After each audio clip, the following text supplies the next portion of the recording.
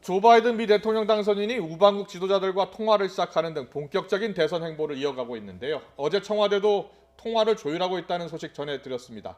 그리고 오늘 아침 문재인 대통령이 조 바이든 미 대통령 당선인과 첫 전화 통화를 가졌습니다. 양측은 앞으로 북한의 핵 문제에 대해 긴밀히 소통하기로 의견을 모았습니다. 취재기자 연결합니다. 나연수 기자.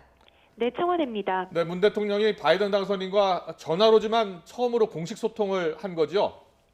네, 그렇습니다. 문재인 대통령은 오늘 오전 9시, 미국 동부 현지 시각으로는 저녁 7시에 조 바이든 미 대통령 당선인과 14분가량 통화했습니다. 지난 8일 새벽 바이든 당선인의 대선 승리 선언으로부터 나흘 만입니다. 통화 직후 SNS에 글을 올려 굳건한 한미동맹과 평화와 번영의 한반도를 향한 당선인의 굳은 의지를 확인했다고 밝히기도 했는데요. 청와대 강민석 대변인은 이후 브리핑에서 문 대통령이 이번 미 대선 결과는 바이든 당선인의 오랜 국정운영 경험과 탁월한 리더십, 비전 덕분이라고 평가했다고 전했습니다. 특히 바이든 당선인이 미국 제향군인의 날을 맞아 한국전 참전비에 헌화한 점을 언급하면서 한미 관계 발전과 평화 정착에 대한 관심과 의지에 감사를 표했습니다.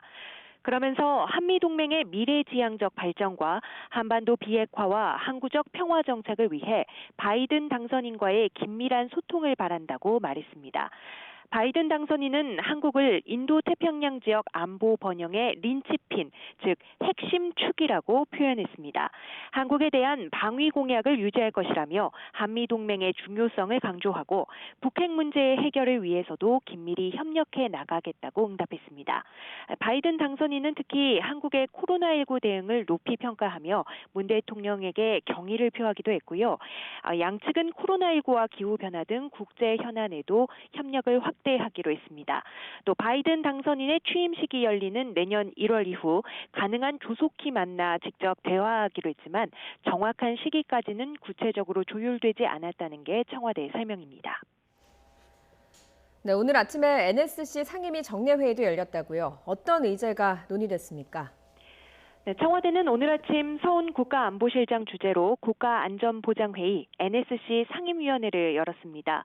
상임위원들은 미 대선 관련 동향에 대해 논의하고 굳건한 한미동맹에 기반해 한미관계를 지속적으로 발전시켜 나가면서 한반도의 항구적 평화 정착과 비핵화를 달성하기 위한 방안을 협의했습니다.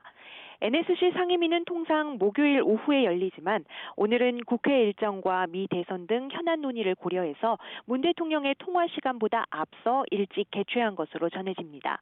앞서 문 대통령도 어제 외교 안보 분야 원로와 특보들을 초청해 국제 정세와 함께 우리 외교 정책을 점검했습니다.